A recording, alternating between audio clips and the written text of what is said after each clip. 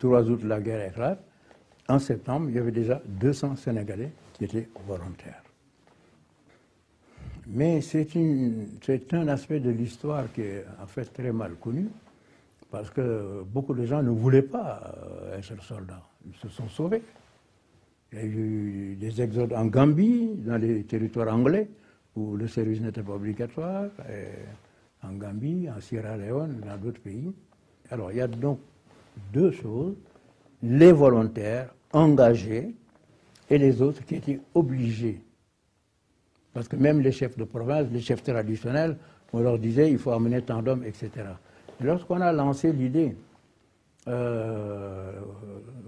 Clémenceau, je crois, a lancé l'idée d'amener 47 000 soldats d'outre-mer, ça a été très très difficile. Il y a eu beaucoup de révoltes.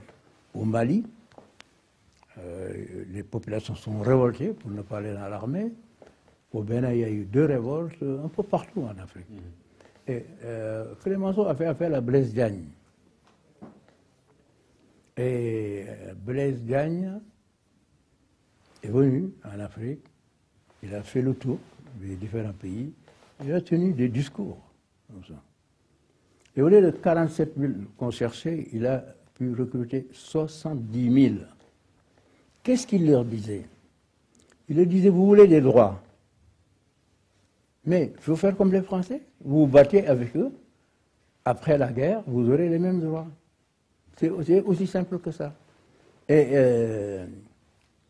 donc, il y a eu un engouement, donc beaucoup de volontaires, si bien que les tirailleurs sénégalais étaient avec d'autres qui n'étaient pas des Sénégalais. On a tous appelé les tirailleurs sénégalais. C'est ainsi donc que, progressivement, les soldats sénégalais ont été engagés dans l'armée française.